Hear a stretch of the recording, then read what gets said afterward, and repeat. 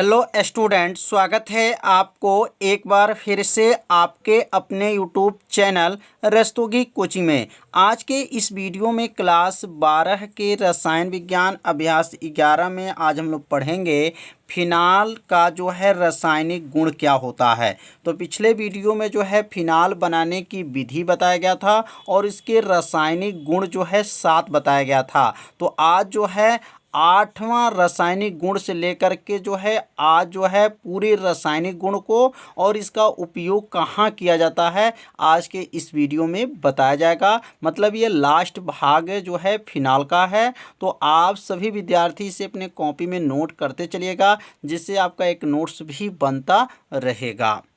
तो 8वां नंबर का जो रासायनिक गुण है क्या है, तो रीमन टिमान अभिक्रिया। अब रीमन टिमान अभिक्रिया क्या होता है, यह कई बार ये परीक्षा में पूछा जा चुका है कि रीमन टिमान अभिक्रिया से आप क्या समझते हैं। तो इसका ध्यान देंगे। जब फिनॉल क्या कहेंगे, जब फिनॉल क्लोरोफॉर्म तथा क्षार के साथ अभिक्रिया करता है तो क्या बनता है, सैलिसैल्डिहाइड बनता है। इस अभिक्रिया को क्या कहा जाता है, रीमन टिमान अभिक्रिया कहते हैं। बहुत आसान भाषा में बताया जा रहा है। तो यहाँ पे जो बना है यह क्या है, फिनॉल है। यह फिनॉल का सूत्र है और यह जो है क्या है, क्लोरोफॉर्म है। और ये क्षार के साथ, क्षार मतलब क्या है, पोटेशियम हाइड्रोक्साइड है। क्या है, पोटेशियम हाइड्रोक्साइड जो है क्षार है। अब ये तीनों को मिला करके जब गर्म किया गया है तो क्या बना है, सैलिसैल्डिहाइड बना है। तो यहाँ पे जो बना है इसको क्या कहा जाता है, आर्थो। क्या कहते हैं, आर्थो। इसको क्या बोला जाता है, पैरा। तो लिखेंगे यहाँ पर आर्थो जो है सैलिसैल्डिहाइड बना है और यहाँ पे जो बना है वो पैरा जो है सैलिसैल्डिहाइड बना है। और उसके साथ जो क्या बना है, पोटेशियम क्लोराइड भी बना है और जो है जल भी प्राप्त हुआ है, मतलब 3H2O। यहाँ पर 3H2O मतलब ये 3 क्यों लगाया गया, क्योंकि संतुलित करने के लिए यह 3 को लगाया गया है। तो समझ में आ गया होगा कि फिनॉल जो है क्लोरोफॉर्म और क्षार के साथ अभिक्रिया करता है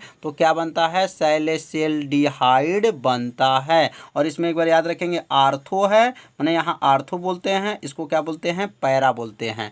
और बीच वाला यहाँ को क्या बोला जाता है, मेटा बोला जाता है। क्या बोला जाता है, मेटा। तो समझ में आ गया होगा। तो इस रिएक्शन को जो है आप सभी विद्यार्थी अपने कॉपी में क्या कीजिए, नोट जरूर कर लीजिए। अब अगला जो है सांद्र नाइट्रिक अम्ल से क्रिया। अब यह सांद्र नाइट्रिक अम्ल से क्रिया करेगा, कौन क्रिया करेगा, फिनाल करेगा। तो लिखेंगे जब फिनाल सांद्र नाइट्रिक अम्ल से क्रिया सांद्र H2SO4 के उपस्थित में गर्म करने पर 2,4,6 ट्राई नाइट्रोफिनाल, इसको TNP कहा जाता है या पिक्रिक अम्ल कहते हैं। तो पिक्रिक अम्ल बनता है। तो पिक्रिक अम्ल कब बनेगा, जब फिनॉल जो है सांद्र नाइट्रिक अम्ल से क्या करता है, क्रिया करता है। किसके उपस्थित में क्रिया करता है, तो सांद्र सल्फ्यूरिक अम्ल के उपस्थित में गर्म किया जाता है तो क्या बनता है, पिक्रिक अम्ल बनता है। तो पिक्रिक अम्ल का क्या नाम है, तो ध्यान देंगे 2, 4, 6 मतलब 2 पर है, 4 पर है, 6 पर। अभी इसको चित्र के माध्यम से समझाएंगे यहाँ रिएक्शन में।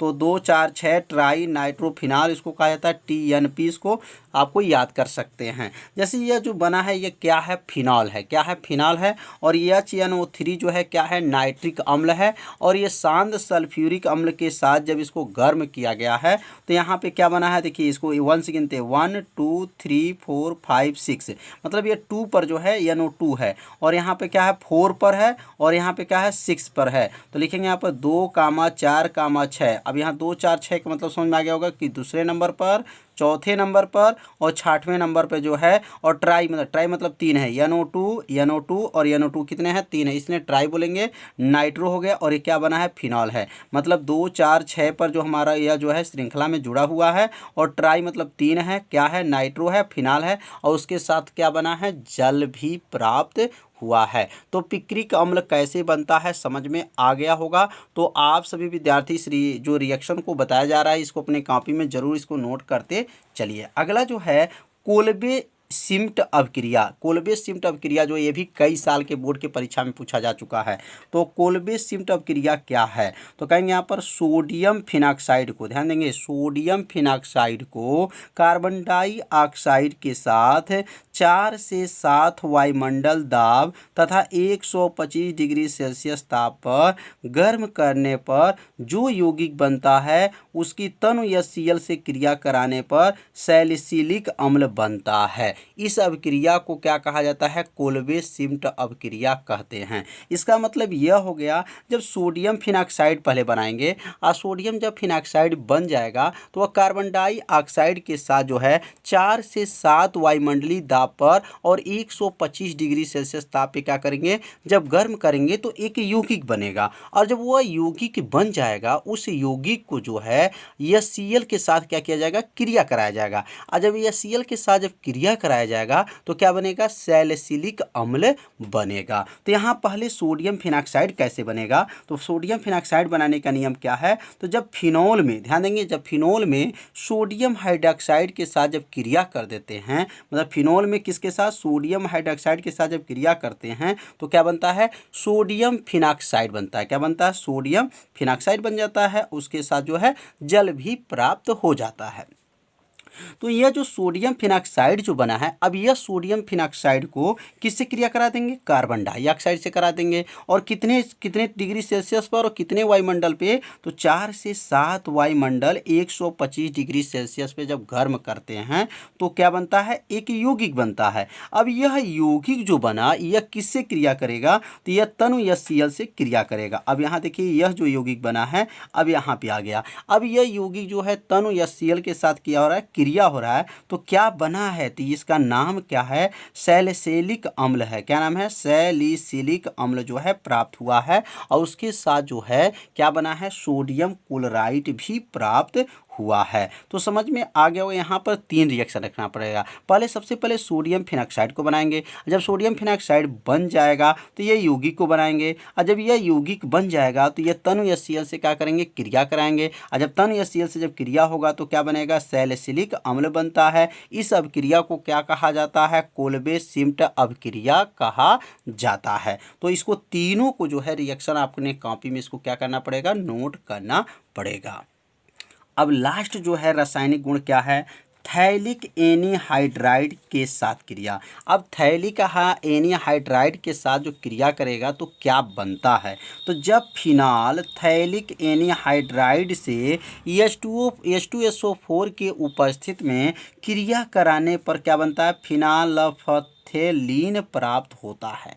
तो ध्यान देंगे, यह जो सूत्र देख रहे हैं यह सूत्र तो बड़ा सा सूत्र है। यह सूत्र को जो है, ये पूरा सूत्र को आपको याद रखना पड़ेगा। किसका सूत्र है, थैलिक एनीहाइड्राइड है। क्या नाम है, थैलिक एनीहाइड्राइड है। और इसको सांद्र H2SO4 के उपस्थित में क्या किया गया है, जब गर्म किया जा रहा है तो क्या बनता है, फिनालफथेलीन बनता है, जो सूचक का कार्य करता है। सूचक वे पदार्थ होते हैं जो अम्ली में एक रंग होते हैं और क्षारी में क्या हो जाते हैं, दूसरा रंग प्रकट करते हैं, उसी को सूचक कहा जाता है। तो यहाँ पे क्या बना है, फिनालफथेलीन बना है और उसके साथ जो है जल भी प्राप्त हुआ है। तो ये किसका सूत्र है, तो फिनालफथेलीन का सूत्र है। और यह किसका सूत्र है, तो थैलिक एनीहाइड्राइड का सूत्र है। और किसके साथ गर्म हुआ है, तो सांद्र सल्फ्यूरिक अम्ल के साथ जब गर्म किया गया है तो फिनालफथेलीन प्राप्त हुआ है। तो ये रिएक्शन थोड़ा सा बड़ा है, तो इस रिएक्शन को पहले अपने कॉपी में नोट कर लीजिए। इसे 2 बार 3 बार जब अपने रफ पर इसको बनाएंगे तो आपको क्या होगा, याद हो जाएगा। अब हम लोग पढ़ेंगे फिनाल का उपयोग कहाँ किया जाता है। तो अब यहाँ हेडिंग को नोट कर लेंगे, फिनाल का उपयोग कहाँ किया जाता है। तो यहाँ उपयोग हो जाएगा और उपयोग में पहला इसका उपयोग लिखेंगे। इसका उपयोग पहला क्या है, तो पहला उपयोग है कि जो है पिक्रिक अम्ल बनाने में, कौन सा अम्ल बनाने में, पिक्रिक अम्ल जो है बनाने में इसका प्रयोग किया जाता है। तो यहाँ लिखेंगे पिक्रिक अम्ल बनाने में।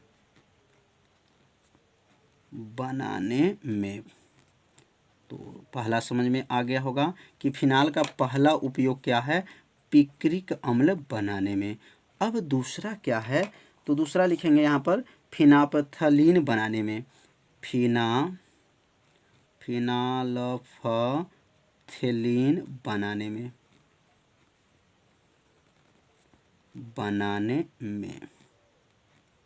दूसरा भी समझ में आ गया होगा।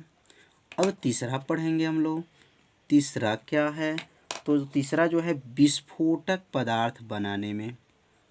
विस्फोटक पदार्थ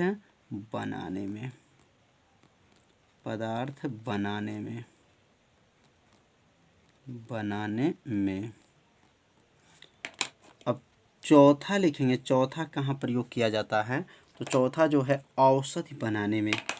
औषधि माने दवा बनाने में। औषधि बनाने में। अगला जो है कृत्रिम कृमि नाशक जो होते हैं, जैसे केचुआ चुआ को मारा जाता है तो उसको कहा जाता है कृमि नाशक। कृमि क्या लिखेंगे? कृमि नाशक मतलब केचुआ के दवा जो होता है, केचुआ मारने की दवा जो बोला जाता है, क्या कहते हैं? कृमि नाशक तथा कीटाणुनाशक के रूप में। तथा लिखेंगे यहाँ पर कीटाणुनाशक के रूप में इसका प्रयोग किया जाता है। अगला जो है इसका प्रयोग करते हैं। अगला छुहा इसका उपयोग लिख सकते हैं सैलिसिलडिहाइड बनाने में। सैलिसिलडिहाइड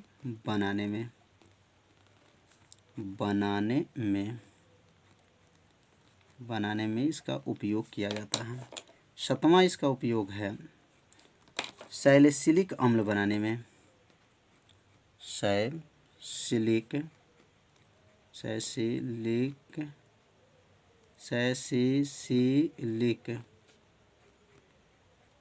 अम्ल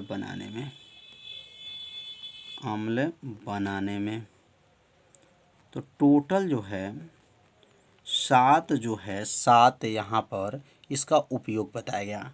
तो ये सातों उपयोग जो है आप लोग अच्छे से समझ लिए होंगे और सातों उपयोग अपने कॉपी में नोट भी कर लिए होंगे। यदि आप नोट नहीं किए होंगे तो इसे ज़रूर नोट कर लीजिए। तो आज जो है फिनाल क्या हुआ? समाप्त हो गया।